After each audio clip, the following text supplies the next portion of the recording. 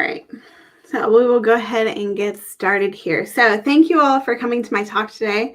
I am Dr. Alaina Talboy, and I am a cognitive scientist. I started researching imposter syndrome back in 2008 and started publishing on it in 2011. Although this was never my actual area of research, I've focused on it because I've personally experienced feeling like an imposter for so long that I wanted to learn about what causes it. Over the years, this has led to many conversations with women around the world as I share my personal experience and the methods I use to overcome this syndrome. So what is this syndrome? The words we use to describe imposter syndrome are all these internally centered or generated from inside the individual. Even the definition of doubting your own abilities and feeling like a fraud indicates that there's something wrong inside the individual who's experiencing these feelings.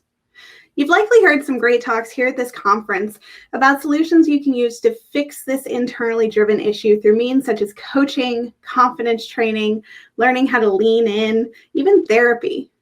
And these are all well and good, and we do need to have some personal responsibility for how we're feeling. But that said, I want to stop here for a moment and have you try to set aside what you think you know about imposter syndrome. I don't want women to keep blaming themselves for feeling like they don't belong, especially in so-called male-dominated fields like technology. The reality is, we live in a society and cultural constraints that set us up to feel like imposters when we're not. And so today is not about the individual aspect of imposterism. Today, we're going to be taking a different approach. So instead of looking at the individual and saying, you need to change, we're going to look at some of the organizational and societal components in which imposterism is rooted. After that, I'd love for you to take what you learned, connect with me on LinkedIn, connect with your colleagues, and discuss this with them so we can all come together and start changing this narrative. And so with that in mind, I'm actually going to start over and change the original title of my talk. So hello, I'm Dr. Alaina Talboy, and I'm a cognitive scientist, and I am here to tell you I am not an imposter. And if you are listening to this talk, you are not an imposter either. I don't want anyone to walk away from this with the idea that the feelings of imposterism are all from internal or inside yourself. Not being good enough is just a byproduct. And what we say and the definitions we use are not adequate to explain why imposterism happens. And so instead, I want to walk you through the different layers of society and workplace that contribute and breed these feelings of imposterism, especially for women. So this is not just a talk about overcoming imposterism. This is a talk about identifying and dismantling what directly contributes to women feeling like imposters in technology. So let's start with some facts. As of 2021, women make up about half of the US workforce. And I'm focusing on the US for just a moment because we often see this number and think, there's definitely some equality happening there. But I want to note that this is binary data. It doesn't include anything about gender breakdowns, ethnicity, or even age. And although those are all incredibly valuable and important distinctions to acknowledge and learn about, the focus of this talk is just on the comparison of men versus women in technology. So when we take this view and we widen it out, we see that only 39% of the global workforce is composed of women. So this brings me to the first question I'd like the chat to tackle. Why do you think this number is so low when we look across this global workforce? While you're thinking about your answer and typing it in the chat, I'm going to move and focus on the technology sector of this global workforce. Where we had 39% as the global workforce, only 26% of the technology workforce is composed of women. I pulled data from some of the largest tech companies, and I just want to show you the proportion of women versus men employed in these companies. As you can see toward the bottom of the chart, there's a few companies where equality is clearly demonstrated in the workforce at that 50% line. However, there's also some rather surprising findings here as well. Many of the large household name companies in technology are still very far away from equitable representation. And this is a reminder, we're only looking at the binary separation of men and women. When you add in things like race or ethnicity, this divide becomes even more pronounced. And so at the organizational, there's still a lot of work that needs to be done to create equitable representation between the sexes. But representation happens at more than just the organizational level. There are also layers of representation with each individual company as well. When we go from looking at the overall organization and dig into the various roles women can and do hold in technology, what we find is that the bulk of women are in these support and professional roles towards the bottom of the organizational hierarchy. As you go up the hierarchy into management, up to the CEO, you see this huge drop-off of women represented in each of the roles. Adonika Shah gave a great talk on Tuesday about glass ceilings and how to break through them and get into these upper hierarchies in companies. But I want to add on another question for you to consider in the chat. Why do women have glass ceilings to begin with? What is limiting women from obtaining these roles, especially within technology? And so at this point, you may be asking yourself, well, why are we talking about representation and talk about imposterism? Why are you bringing up the number of women in each role in the corporate hierarchy? And I racked my brain for days trying to figure out how to present this slide so many different ways. And eventually it came down to just doing an image search for job titles. And the results I'm going to show you are a direct view into why representation matters and why it is a core component that creates feelings of imposterism. So let's take a look at what happens when you search for IT worker. What do you notice about this slide? Because the first thing I notice is that all 9 images include men and predominantly focus on men. So now let's take a look at the search result for administrative assistant. Again, what do you notice? All 9 images include women. Even 4 out of the 5 icons up above with the additional search options are of women. Representation is necessary because what you see is what creates the expectations for the person who fills the role. When you go against those expectations, people treat you differently whether they're aware of it or not. In traditionally male-dominated occupations like technology, female and ethnic minority employees are often perceived and treated differently. They're sought out less often for advice. They might not be included in work-related discussions. Managers may even go so far as to take a pet project that they started that is taking off and gaining traction and hand it over to their more stereotypically accepted coworker.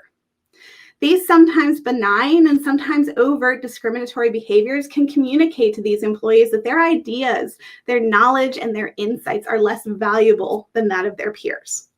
And all of this contributes to issues in confidence, engagement at work, and feeling like you don't belong or you were given the job by chance. All of these are feelings of imposterism. As we become aware of these stigmas that we're going against, and as we realize we are not the expected default, we start to feel more and more like an imposter. The awareness of these stigmas comes from many different sources. So today I'm going to use ecological theory to explain the different layers of influence. Let's start with the central focus of all the other approaches you've probably seen and heard regarding imposter syndrome. This is the individual. This layer is the person who experiences imposterism. In this circle, they have their own personal beliefs, their values, their thoughts, their feelings, and actions. All of this is within the person's individual control to change, modify, and update as needed. The individual exists inside of what we call the microsystem. This is the immediate social setting in which your individual is actively involved. Family, friends, classmates, colleagues, your peers, all of the influence of this group happens in this microsystem. Surrounding the microsystem is what we call the exosystem. Here's where we have this larger community. Schools, health agencies, mass media, our employers are all represented inside this sphere. There are decisions that happen at this level that directly impact us as individuals, but don't directly involve us in the decision-making process. Finally, surrounding all of these different layers, we have what's called the macro system. This is more global thinking, so think really big here. Nationality, culture, society, religion, if you live in a religious society, all of that is represented in the microsystem. Political systems and economics are also included here. This sphere is the blueprint that defines and organizes all of the other layers that are nested within it. So, Why do all these layers matter when we're talking about imposterism? Research published just as recently as a few months ago suggests that people tend to feel like an imposter when they are in a situation in which they are aware that they are actively going against perceived expectations. And so anytime there's a stigma around gender roles and predefined beliefs about what women and men should and should not do, that person is aware of those stigmas and they are likely to feel imposterism. So let's break that down at each of these levels. I'm going to leave the individual bubble as it stands because how we internalize the beliefs of these larger circles really matters. But first, you have to be aware of what's happening in these larger circles before you can change your own thoughts and beliefs.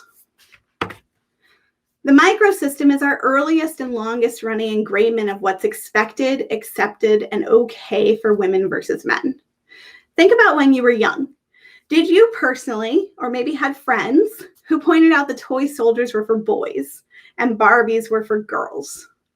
Did you have any family members that were against boys playing dress up or girls playing in the mud? Let's extend that out a little bit. What household chores did you have growing up? Did you wash the dishes and fold laundry? Did you take out the trash and mow the lawn?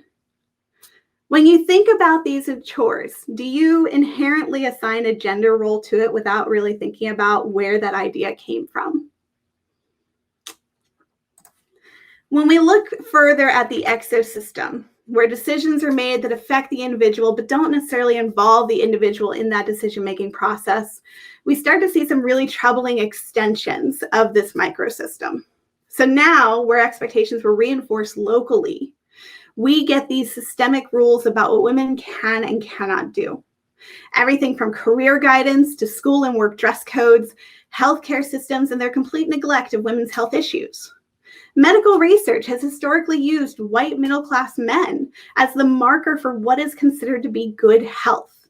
This completely negates women and their experiences as they have entirely different biological sets and needs. In textbooks that we use to teach our children and our generation, men outnumber women 18-1 for images, and they outnumber women 3-1 for examples and accomplishments. Even going so far as dating expectations and autonomy over ourselves. How many times have women been told to defer and deter and do whatever it takes to make their partner happy? All of these issues are decided for the individual, but without the individual consent. And this happens because we exist within this macro system, which was systematically built for and maintained predominantly by men for men's needs. Everything from what degree paths are available in college, if you're even allowed to go to college, what supports are in place to ensure success, and how the default male is the comparison to always keep in mind. Women are told and shown in so many ways that they are the exception rather than the expected, which all indicates that women should feel like imposters. Although this talk focuses on women, this is something that men can also experience. These societal rules and expectations lead to stigmas about what different groups of people should and should not do. And it's awareness of these stigmas while we're going against the expectations that cause a person to feel like an imposter. And so men can also experience these exact same feelings. So now thinking about technology and the technology sector here. What expectations do you assign for the gender composition of this field? How many women do you expect to be in those higher organizational roles? And where does that belief come from? By focusing on the roots of these beliefs, we can start to undo the damage and start creating these really equitable opportunities for access for everyone. So, clearly, there's a lot that contributes to how people learn and feel about their role in the workplace and the larger society, as well as the knowledge of what is or is not expected. This entire conference is dedicated to women in technology. And over the last 3 days, I've talked to so many of you and spoken about how you feel like you're going against expectations. You're fighting an uphill battle. You've said that being a woman in technology is overwhelming, like you don't belong and you got here by chance. And all of these different feelings and anxieties are what we call imposterism.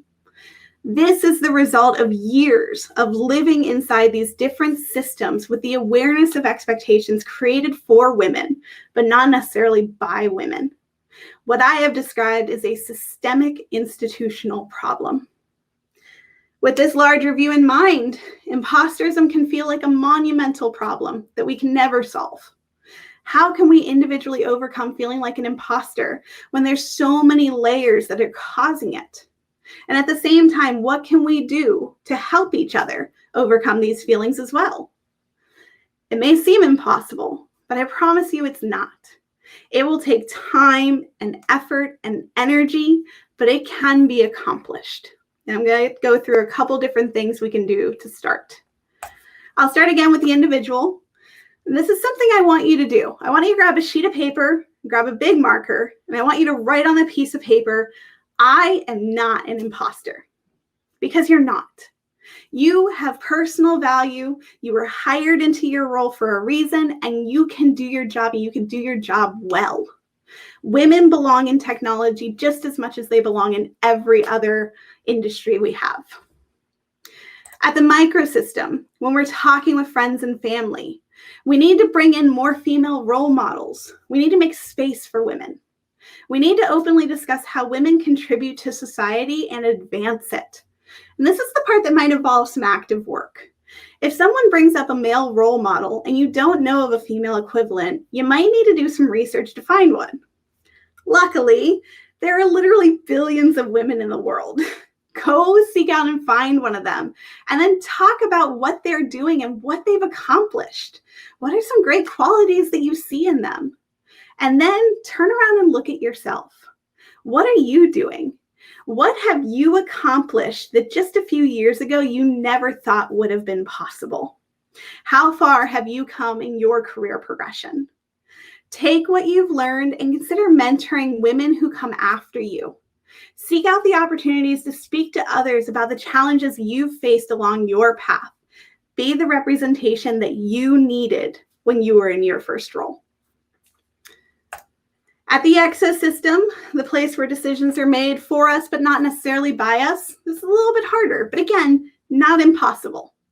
Community change can happen after individual and microsystem changes build, but it can also be nudged along by speaking out for equal opportunity, access, and treatment. I want to see women represented not just in technology, but in medicine, education, leadership, every single place that we see the default male. Finally, there's the macro system. This is the area where we need the largest shift of all, but that will only come when each of the nested layers starts to change. Society has to shift and recognize women as a truly equal portion of the population. It's not that men are worse than women, and it's not that women are not as good as men. It should be that men and women are equal in many ways and treated equally. Women make up literally half the population and yet represent only 26% of the global technology workforce. From the top down, the prevailing male leadership needs to recognize that women are also great leaders and can enact great change. So with that, I want to say thank you for coming today. I hope you've taken something valuable from this conversation and share it with your network.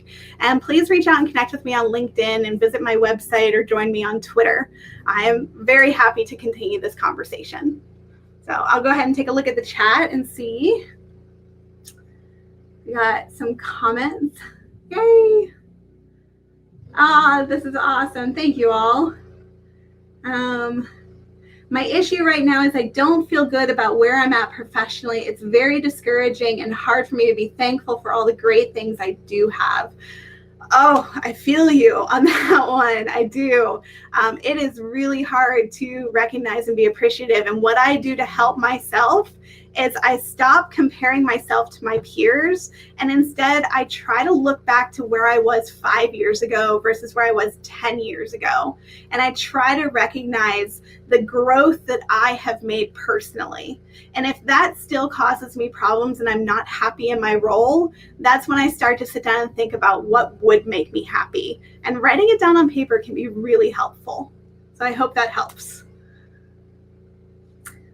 All right, that is my time for today. Thank you so much for joining me. It has been so great presenting this work to you, and I do hope you reach out and connect on LinkedIn and on Twitter. So have a great day.